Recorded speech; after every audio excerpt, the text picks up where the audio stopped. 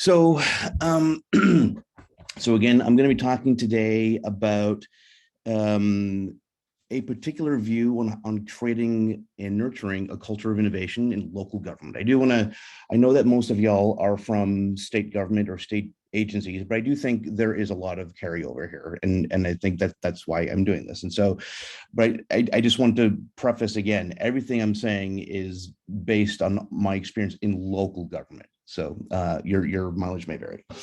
So, oh, I didn't know. Oh, transitions. Ooh, sorry about that. So this is me. These days, as Kate says, I'm a senior fellow at the Burns Center, which is a new university-wide center at Northeastern University. But prior to this, I think I've been here since February. So at the end of last year, I left my position with the city of Boston for 15 years, depending on how you count things. I was the chief innovation officer for the city of Boston. I ran a group called the Mayor's Office of New Urban Mechanics. And simply said, the Mayor's Office of New Urban Mechanics was about bringing a spirit of experimentation and the ability to experiment and take on risk in local government. And so I'll be talking about the way that we went about building our body of work and talking about some sort of rules of thumb and do's and don'ts as you try to think through creating a culture of innovation in your own agency. So this is the starting place, Boston City Hall. For those of you who have seen it, you can't not, or you can't forget it. It's something. It's ugly.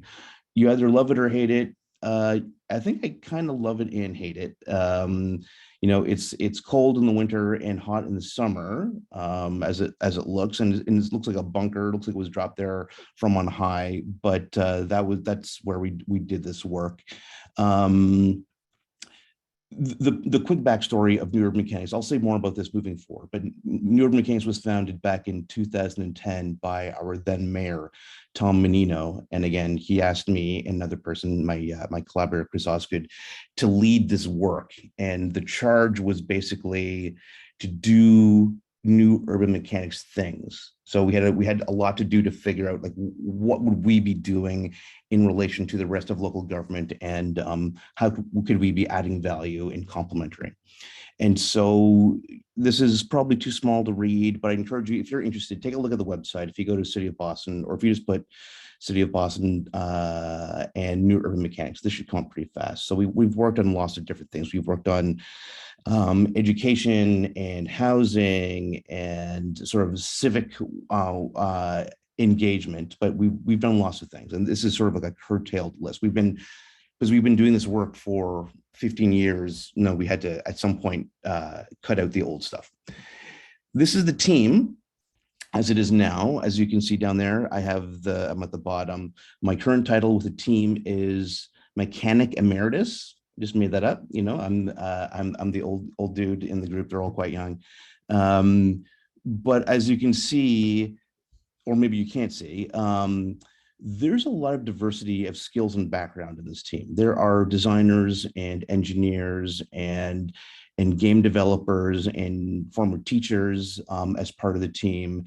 And so it's worth saying a note or two, I think, about hiring, the way that we've approached it, and this will come out in other ways and what I'll say subsequently. But I'm a bit of a contrarian for some of these things. So you may be hearing things contradictory to what I'm saying, or I might be contradicting things you've already heard, but these are born out of our experiences. So my take in general, when we look at staffing for the team, one of the first questions of what do we do about technical skills? Do we need to be hiring software developers or data scientists? And what we found in Boston was that it made more sense for us to contract out those skills or to form partnerships with other groups that had those.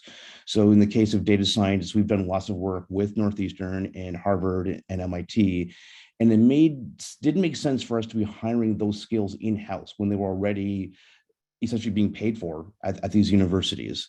And so our approach was to say, let's focus instead on the skills I think that we need in-house. And as I say there, number two, what, the work is hard. You all know, right? I mean, we're fighting bureaucracy in one way or another. We're trying to drive change. Frankly, not everyone can do that, right? I think it takes a special kind of perseverance to be able to do that work. And, in the literature, these kinds of, these kinds, this kind of person is often called an intrapreneur.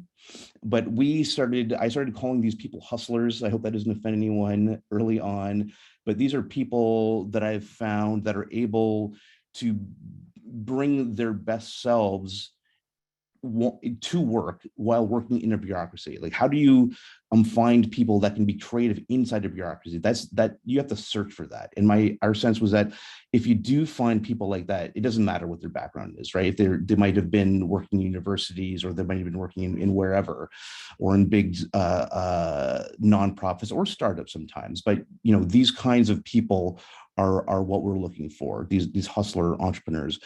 And thirdly, sometimes I don't know whether or not to say this, but it is the 21st century, and diversity is not an option. I mean, we need to be doing our best, and sometimes we fall short.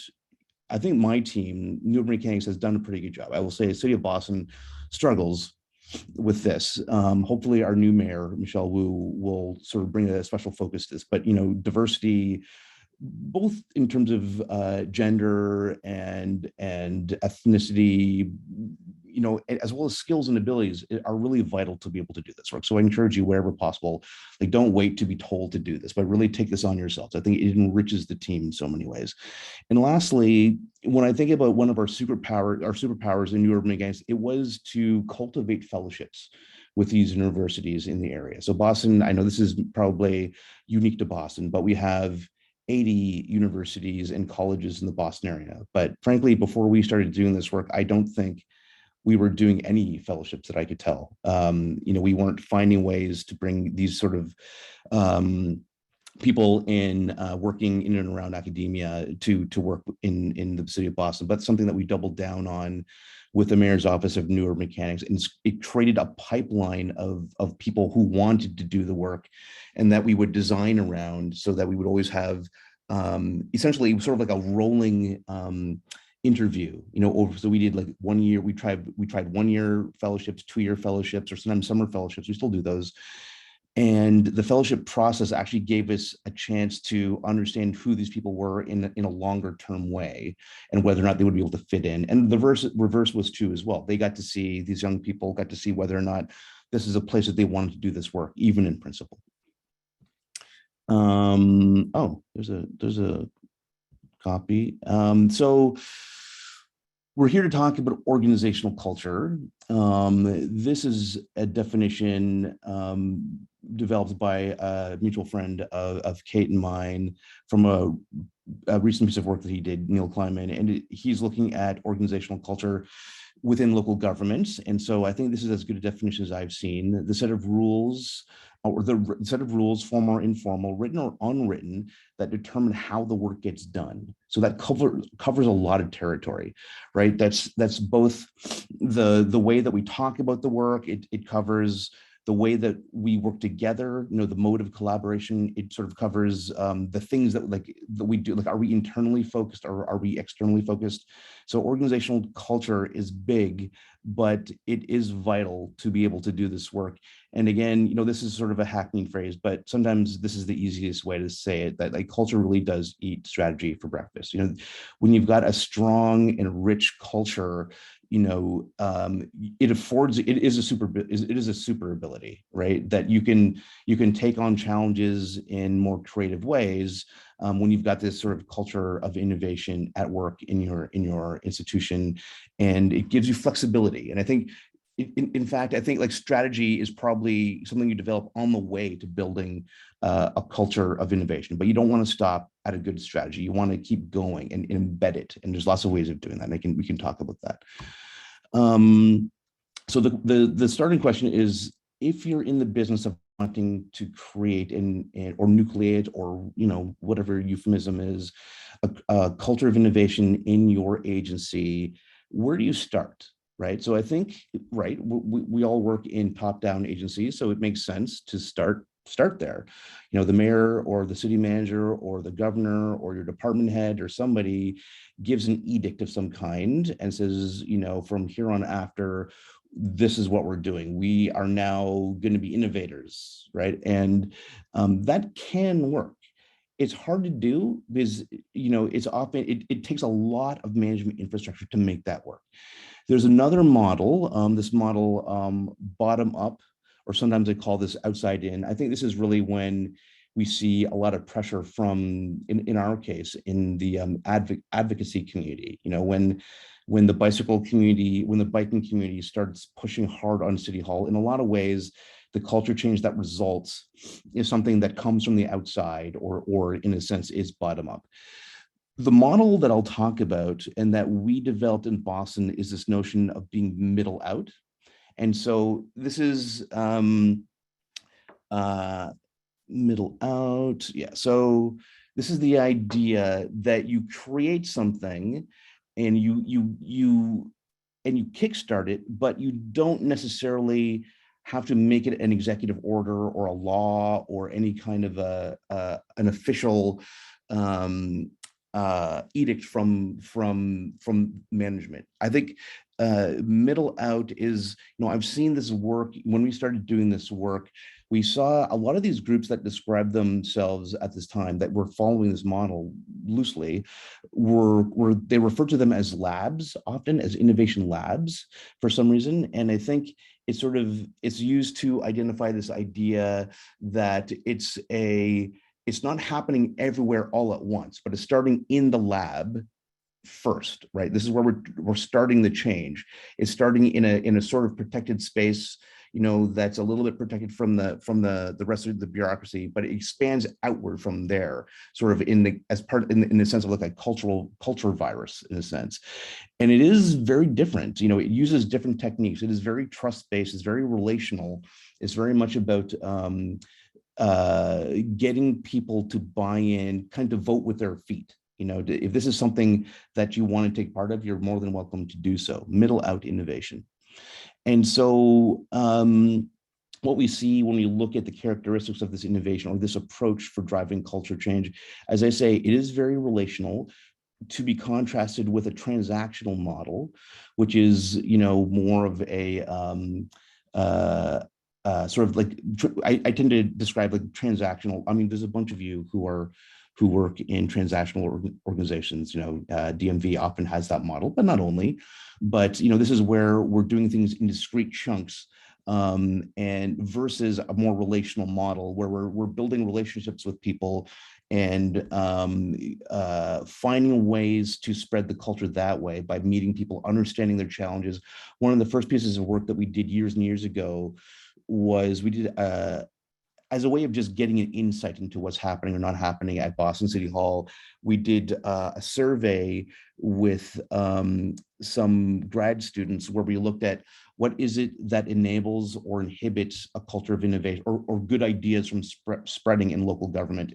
At that time, it was City Hall we were referring to specifically, and we heard loud and clear is that middle management is where good ideas go to die. And so we saw that as a useful way to actually start by changing the minds of middle managers. It was actually a powerful way to think about driving change. I think cultural change, it's not enough to command people to innovate, right? There needs to be cultural support for risk takers. And you have to find ways to incentivize. And I think like there's different ways of doing that. Sometimes it depends on the line of work that people are in. But my experience is that those people are there. It's just that they've just never been resourced before. And hence the utility of a lab. It's a place where people can take risks. And you want to celebrate as a result failures. Because failures are, you have to be thoughtful about it. You just don't want to put all over your local newspaper that, yay, we failed again. Not smart.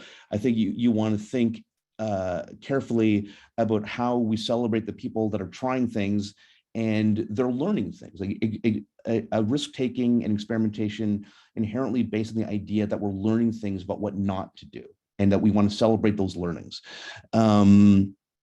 we also want to, what I found in the middle out way of working, it creates space for unusual leaders to step into prominence. So it creates, for, in local government, oftentimes you may or may not find this, but I found that there are often people who kind of, because the position, the context is right, can actually, they become informal leaders in the organization. They become the go-to person for, if you want to know something about whatever the topic is, you go to Michelle, and Michelle just seems to know and is really thoughtful about all these different ideas. And so, I think that that's hard to do in a top-down model of culture change or innovation versus a more middle-out based approach. And this last idea that you want to create space both figuratively and physically. So this was our innovation space in Boston City Hall. It's a little bit chaotic there. And as you can see over there on the left, on the right-hand side of that room, you can see there's a big crazy board filled with crazy ideas for brainstorming.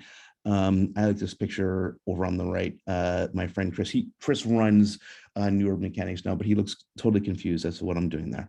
But I think that, like, space, it's important to create context and space in local government, or in when you're trying to affect culture change. Let me stop there for a quick sec. Any questions that are useful to go over, Kate? No questions in the chat. We have a lot of people chiming in. We had Louisa from New Jersey DOE just talk a little bit about how we've seen and heard a lot of this kind of middle out approach. Mm-hmm. Not necessarily titled that in the way that you're framing it today, but mm-hmm. It just seems like that when we hear from people who are telling a story about how they did something different within government mm-hmm. and learned and failed, it's all that same approach. Cool. And feel free, folks, as you're hearing things, type in questions, and happy to prompt Nigel from there. So more of what New Urban Mechanics was, because it's an important part of the city. So this is Tom Menino. He's 4 mayors ago. So back when I first started doing this work, Mayor Menino, we got the weird name, the Mayor's Office of New Urban Mechanics, from him. I think he got the nickname Boston Urban Mechanic by, this is, I think, the first time it ever showed up. And I think it was not meant kindly. It was a jab at Mayor Menino, because he was very focused on the what they called minutiae, or the mechanics. But I think Mayor Menino would have called this like the lived experience of being in Boston, right? Like, potholes don't contribute to your standard of living. The livability of the city is our experience of the city. And so in a lot of ways, it was our starting place. And so the thought was, when we were going to create this innovation team, that we should be starting with this set, people's lived experiences, as like the set of values that we want to hold dear, and is really the way that we frame all of the work. It is a very, now we might use the language of human-centered design or not, but that didn't really exist at the time. But being people focused and orienting our work towards the lived experiences of the city and our residents was the frame for New Urban Mechanics. And so we've learned lots of lessons. We've learned things about what not to do as well, but these are 4 good ones. These are sort of at some point they started out as sort of hypotheses, and then they became lessons as they seemed to be validated, and we added some and took away others. But briefly stated, how you build is just as important as what you build, right? So this is it highlights the importance of process. The way that you engage the public or your sister agencies in doing the work is important. Build things that people actually want. Again, because our job was about service delivery to the public, we were very concerned with, are we actually building things that people need in their lives? Or are we, my experience in local government is that we often get trapped into building the things that we know how to build, which might be similar but different than what people are actually asking for in our city. Next, work to build trust. I think we have a trust deficit in this country, and it's not a minor thing. I think it's a serious problem, and we need to find ways to fix that. And lastly, and maybe weirdly, to be delightful, right? And I'll go into all these in a little more detail, but it is the idea that we have to raise the the public's expectations over the way government works and what it does. And thinking in terms of delighting people is one way of the way that we thought about doing that. So this is the sort of the model that we developed. And so if you look for innovation pipelines on the interwebs, you'll see things like this, but ours is way better. It's the 3 stages: explore, experiment, evaluate. The sweet spot for us is really the middle, to cut to the chase. But we saw it as our business to explore in the city ideas that we should be trying to understand and to determine whether or not they could make life better in Boston. So we were always understanding, like, what are the range of ideas that can even in principle be turned into experiments, and do they have actual impact in people's lives? That was basically the framework with which we did this outreach. So this is, in this work, it's about us connecting with our constituents, with parents, community groups, with our sister agencies, with the Department of XYZ, Department, Economic Development, really everybody, as well as the universities. They had a lot to say as well. And as I say, as we talk to these different people, we're looking for things that we can test, that we can turn into actual experiments to see whether or not they would make life better in our city. And then lastly, we saw it very much as our job as evaluating these ideas to see whether or not they actually will make life better. And what we found was this gives us the capacity to take on risk, right? So by trying these things, and essentially we call this model risk aggregation. So as we engage with these other agencies, we found they certainly didn't want to be seen to be failing or taking risks with tax dollars. So the idea of having this laboratory where they could try things out, and if it didn't work, it wasn't on them, it was on us in the Mayor's Office of New Urban Engagement. It was a useful organizational sleight of hand, right? I mean, we still needed their expertise because they are the experts, but essentially they would no longer be framed as experiments in public education or something, or in transportation, but they would become new urban mechanics projects, which were by their very nature experimental. And so that gave us a lot of essentially this provides the ability to approach these other agencies and community groups and schools and so on with new resources, right? Because the resources being us, our team, New Urban Mechanics, we had our own small budget that we used to fund these experiments. And so we were able to show up with resources and not be extractive in how we're working with these other agencies. So there's a few things that get brought up there because in this pipeline. One of the questions is, who benefits in the work of innovation, right? Our answer was, one answer could be maybe the work of innovation is about making the machine of government more efficient. And there's nothing wrong with that. Certainly government could stand with more efficiency, but that wasn't our job. Our job was about delivering value to the people. So for us, the beneficiaries of our work had to be our residents. And thinking in terms of a pipeline here gave us the ability to think in terms of risk and reward. This was another useful framework.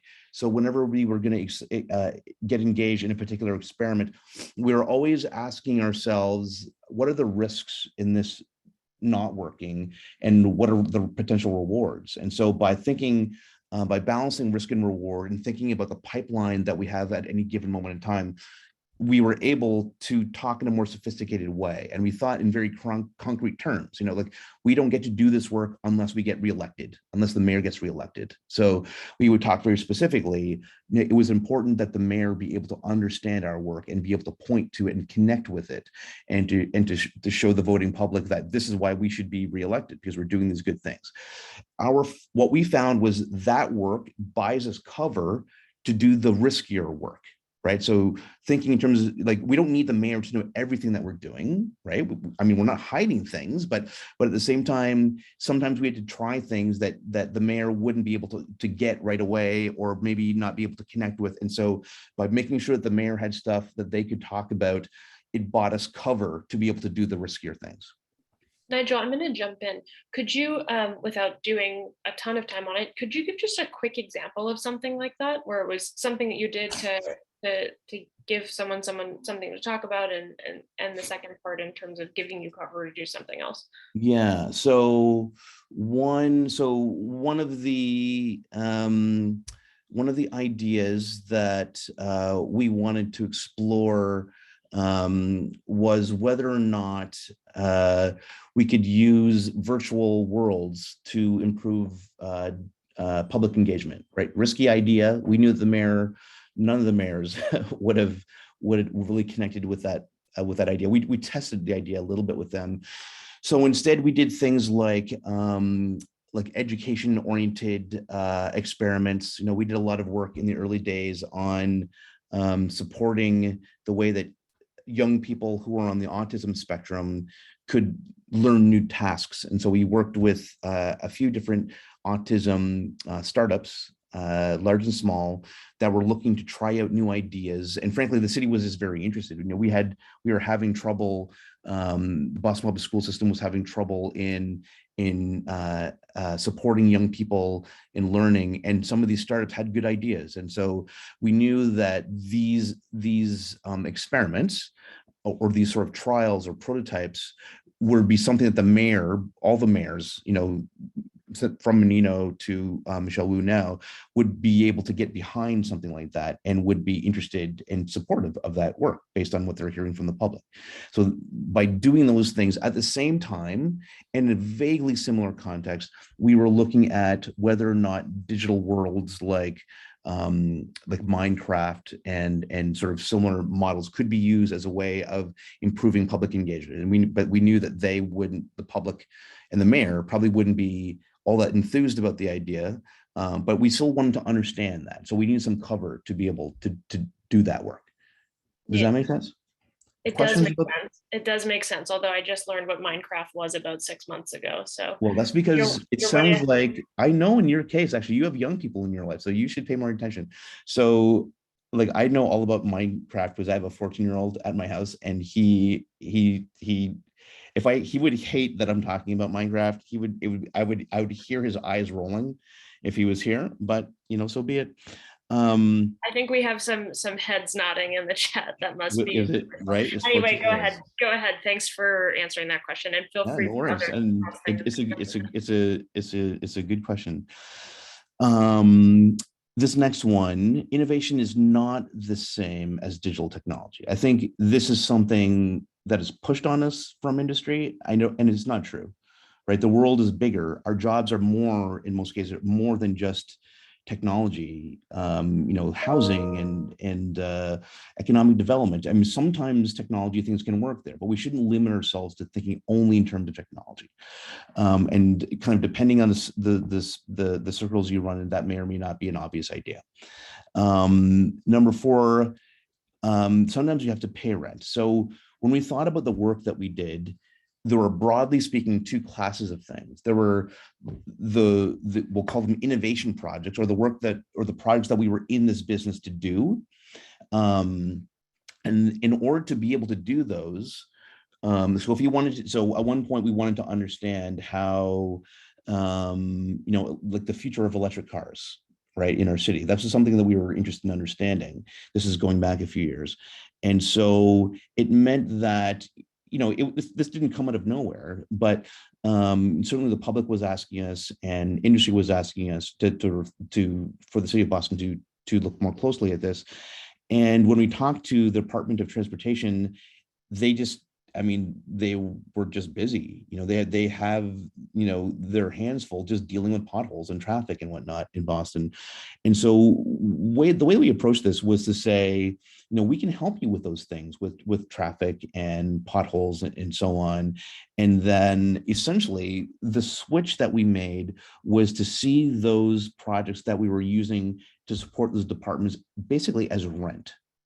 right? And so that was the rent that we were paying to explore these other projects. And so the rent projects were actually very useful because it built good working relationships between us and these other departments, which was incredibly useful because we wanted to be able to leverage those other departments in exploring some of these new ideas. And so we use that as an ongoing model moving forward. You know, sort of dividing things. It doesn't only have to work in like these two classes, but you know, having rent projects versus the innovation projects. Sometimes you just have to pay rent, you know, to be able to get to the point. Sometimes you can't, it doesn't work just to ask someone to do something creative with you or interesting just because you're asking them to. Sometimes you have to work up to it. You have to build through these trustful relationships. Collaborating to innovate. You know, this one I think is pretty clear. We, right from the get-go, our sense was that there's already a lot of interesting things going on in our city, and part of our job should be about connecting into that innovation ecosystem, we'll say, whether it's startups or nonprofits, large and small, or you know, university research that's happening, or ongoing work in these other agencies. But finding ways to collaborate has always been vital to us. And then lastly, this idea of thinking about brand, while it might seem abstract or not really relevant, it's actually been very useful to us in the mayor's office of Newmarket King. So the advantage that we have is our title is not the Department of Innovation or something, which would be clearer, but is also would pin us down, I think, by having an open brand. You know, like the mayor's office of New Urban Mechanics, it connected to Mayor Menino and like this focus on residents and so on. So that was useful, but by having it not specific, it gave us latitude to explore different things. And so, you know, so the full title of our full title is the Mayor's Office of New Urban Mechanics. And so we were formally sitting in the mayor's office, but we had our own, because we had this weird name, we had our own brand. And so then the mayor would often, you know, they would often go to meetings and someone would come up with some frankly crazy idea or not crazy idea. And the mayor would then point this person to us, right? And so a lot of the ideas that came up that way were really, they fell in the gray between the departments. The problem of the departments is specialization, right? Department of Transportation, Department of Public Affairs, whatever, you know, they do very specific things, but oftentimes the interesting ideas fall into the gray areas, and that's the space where New Urban Mechanics lives. So thinking about owning the gray, I think, is a useful way to think about creating space for innovation. I am not going to have enough time to go everything, so I think I will owe you, Kate, another session, but I'll keep going. Why don't we, I want to encourage folks, just because you've covered a ton, is to pop questions in the chat or raise your hand. And Nigel, maybe we can go through the next section and then pause. See if folks have thoughts. How's that? That sounds perfect. So the next section is, I think, a little more ground. It's a little more, there's some examples that I want to point to so that to highlight some of these ideas. So building things that people want and need, right? So Boston, right, is a small, big city, or sometimes I might say just a small city. You know, it's around 700,000 people inside, you know, 49 square miles. You know, we're abutted on all sides. We have an ocean on one side. We're not growing any bigger. And there are height restrictions in Boston, in most of Boston, so that we can't even grow. You know, skyscrapers are out of the question for us. And so as we talk about the future of housing in Boston, it is really a question of infill, right? And, you know, I'm not sure how all of you, it kind of depends on where you are, but, you know, from my vantage point, admittedly, I am not American, I'm Canadian. My sense is Americans tie their sense of personal happiness to, or their sense of prosperity to, or let me say that again, their sense of personal happiness to a sense of prosperity. And oftentimes that comes down to size of house, number of cars. And those are all things that are that are choking the world. And so the future of Boston is not going to be bigger houses. It's ultimately is going to be smaller houses. And so when we, the city, started talking to our neighbors, to our residents about this, they were not happy about this idea, even talking about, because we're talking about changing zoning in Boston to have much smaller footprint houses. And so the public was saying small houses, we did that in the 19th century. They're called tenements. And they're good for drug dealers, they're good for all these different things. And so people were not happy with smaller footprint houses. And this is a problem for us because there's not a lot that we can do other than that in our city. I guess we could, underwater housing, we could try that. We didn't talk about that. So we began thinking about the issue of smaller houses, and it was, this is, a few years ago, and this was an issue. This was a trend that the world was seeing, tiny houses. And so we would talk about them in community meetings, and people were spectacularly not excited about small houses in our city. And so we would try to do lovely drawings like this. We would work with architects to show, but they could be lovely and look really nice, and people didn't want to have anything to do with it. So instead, what we did was we built one. We built a small house, and we drove it around the city. We put it on a flatbed truck, and we drove it to, we have 23 neighborhoods in the city. We drove it to about half the neighborhoods of Boston. And we called it the Urban Housing Unit, the YooHoo. So there's not, weird bottles of YooHoo in there. But the idea was it would be a tiny house that people could actually kick the tires on. And so we drove it around the city. And as people came in, we would ask them questions. We would engage them in dialogue about, could you see yourself in a space like this? Or maybe your older parent or a grandparent or something. But we were engaging them very specifically in talking about the housing future of Boston. And suddenly the dialogue changed. It was no longer an abstract discussion, looking at zoning plans about, what will or wouldn't, what could or couldn't be livable in Boston, but people were responding right in the space. And so we were getting, very specific feedback about, no, this is not bad. I could live here, or my great uncle could live here. And so it changed the nature of the dialogue. And so by again sort of focusing on this is a need, it essentially became a want. So then people began to say, oh, we should be building these in Boston. You say, like, right now they're not legal, but we can do that with a zoning change. And so it was a very rich, I think, way of both engaging with the community while talking about one of the concrete issues in our city. And we made them as open as possible. We had kids coming in, and we did use some diagrams to show about, like, what are the densest parts of the city, where would we likely see these things. And it really changed the nature of the dialogue, and changed how we were able to talk about zoning in public hearings. And eventually we were able to make those changes. And so this was a really useful project. Sort of the next notion is the question of trust. I think after this one, I'll break. Trust is a serious issue in our city, right? So our constituents, our residents, Americans do not trust us in government, right? This is not, hopefully, hope it's not a surprise, but in case it is, I apologize. But it is, they don't trust us. They don't trust government to be able to do good things or to do the right thing in many cases. And I think that stands between us and being able to collaborate more effectively with our communities and so on. There's a whole set of issues. And so as we've always thought about, in your mechanics, about the issue of trust. And so we've as much as we could, we've always tried to make it a concrete notion. And obviously trust is based on relationships and on knowing people.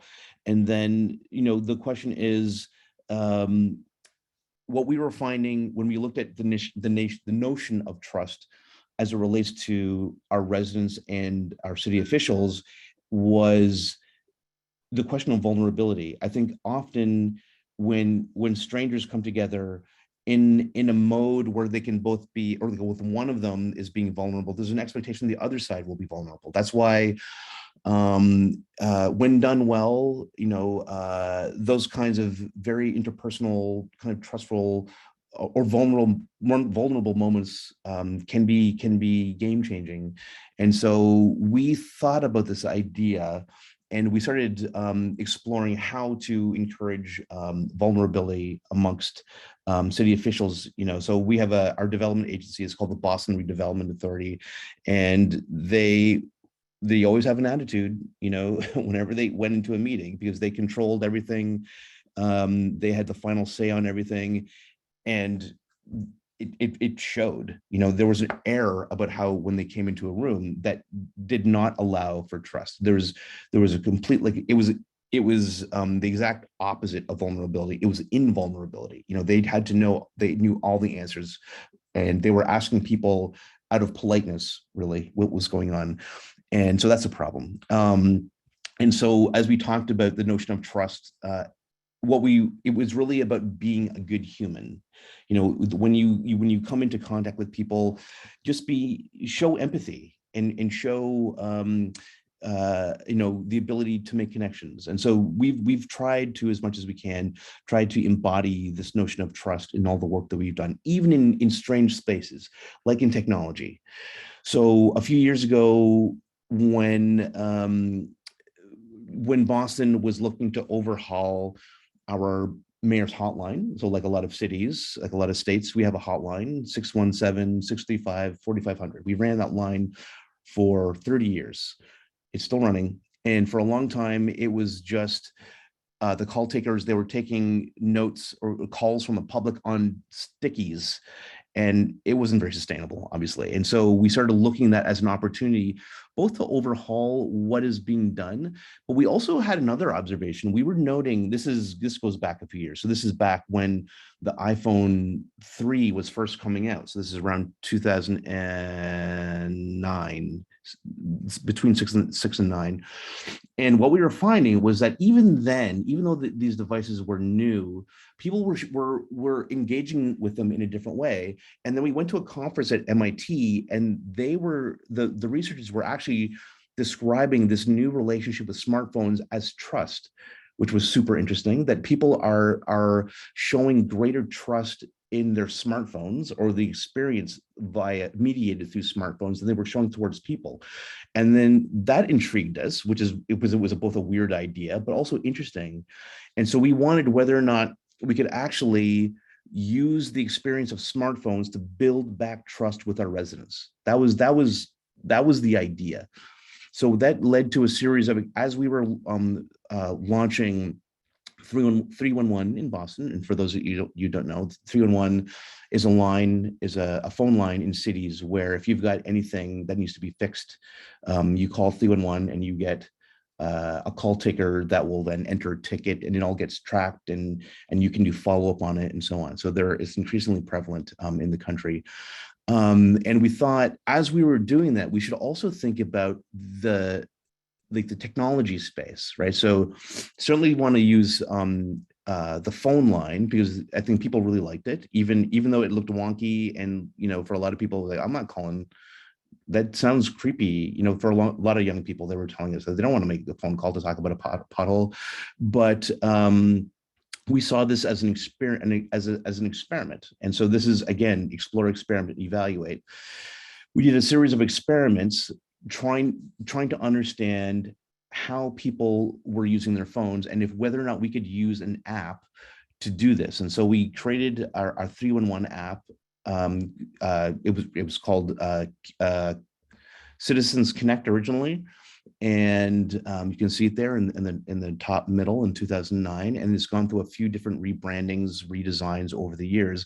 But always behind it, we were wondering whether or not this is changing. Is this building trust in local government or not? Is this just a new fad? And so, this is sort of the dynamic that we would often see, that people, that when you report something, it goes into the system, and you then get a text back saying that we've got it, thank you very much, you can follow up on it. But obviously what's really happening behind the scenes are that people are fixing that issue, right? It's not robots. So one way of seeing this is that this is a transaction between people, between the person on the one hand reporting the issue to the people on the other hand who are fixing the issue. So even though it's mediated by the technology, it's actually there's actually something going on between people, and we saw that as something really interesting to do. So what we started doing was including the photo of the team that did the fixing when it was fixed. So over there on the right, on the left, you can see, right, something is broken. And on the right, we send back the team, both a picture of the fixed thing, as well as the humans that did the fixing, with the hope being that that would change your experience of that moment. And we didn't know whether or not this would change people's perspective or sense of what government was doing, but we studied it. So again, explore, experiment, evaluate. So we reached out to some of our friends, Ryan Buell and Mike Norton. I still don't know who Ethan Porter is, but we trust Ryan and Mike, and so we did some experiments on this. And so what we found was, in fact, when you start looking at the way people report new items, there is an effect. That including the photos of the people that did the fixing, it changed the nature of the experience. And so the results that we saw were that people were more likely to report again. They were more likely to report different kinds of things. So they went from potholes to broken trees and what have you, streetlights that were down. And the effect lasted for quite a while. It lasted for 13 months, which was remarkable. And so in dialogue with Mike and Ryan, the question was, do we call that trust? And everyone agreed that that is not anyone's definition of trust, but it is trustful, right? It is changing the nature of the relationship between the public and the public sector, which is, again, what we were trying to do, which is on the road to building trust. There's still more work to be done there, but I think that there's I